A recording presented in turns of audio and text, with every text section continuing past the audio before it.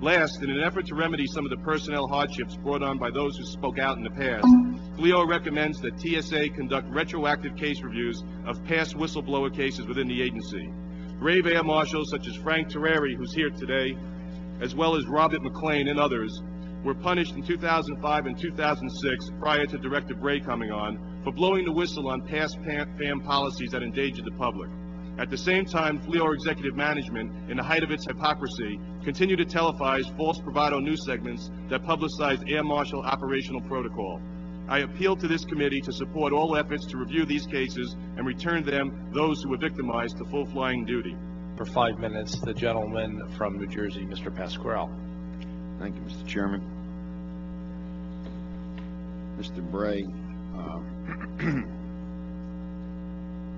it's my understanding that many of what I would consider positive policy and procedural changes that are going on within the Federal Air Marshal Service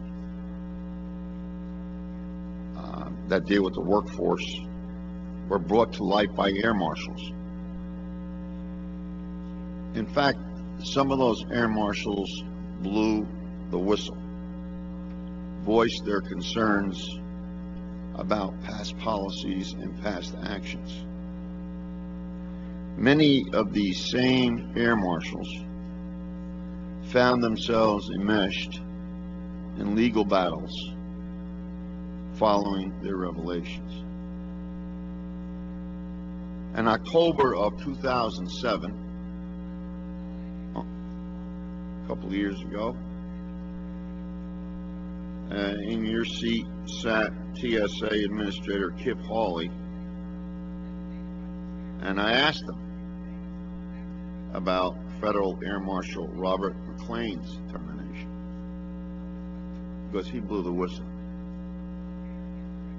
And as many other marshals, he blew the whistle, and what he blew the whistle on was implemented by TSA, but he lost his job. Administrator Hawley promised me and this panel that he'd get back to me on the case, and yet he's gone and I never received a response. I don't like those kinds of things. That's not the way to do business here. But I have a good memory, still. What I'm also very concerned about is that these officers who blew the whistle on wrongdoing still have not gotten their jobs back.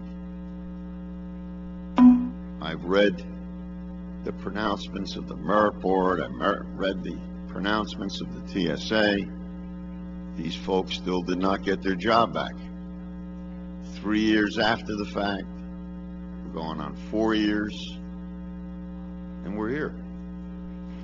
In fact, according to Tom Devine, the legal director for the Government Accountability Project, FAMS has not made an attempt to restore whistleblowers that lost their jobs for bringing to light issues that were later found to be valid. In fact, in many of them, we have changed the notification either from sensitive to classified, and then we've unclassified the information to, I mean, this is serious, and we need to treat it seriously.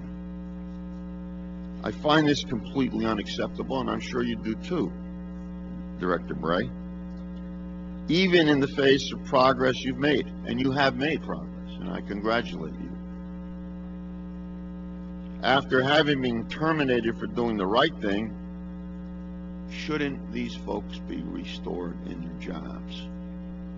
Can you tell me what the service intends to do in regards to restoring former whistleblowers that lost their jobs for bringing to light issues that were later found to be valid? Director Bray. Sir, I think the response to you is a two-part response. The first we have to talk about is why these people felt it was necessary to bring it to light, other than by going to the media and going on TV and things like that. And I think that's a problem that we've been trying to solve for the last several years. Well, they weren't responded to by the department. That's what I mean, sir. I mean, now we're trying to engage the workforce to, I just recently established what I call the FAM Advisory Council, where we have representatives in each office that meet with me personally on a regular basis. I engage the people either in the listening sessions. I also engage people, the fans, in other ways. In listening sessions, we have what I call Breakfast with Bob, where I regularly go out and have breakfast with transiting fans. And what I say when I meet with the fans, the first thing I open it with is that when you tell me there's a problem in your office, there's not going to be any retribution or retaliation for you bringing these issues forward. So we're trying to open that line of communication.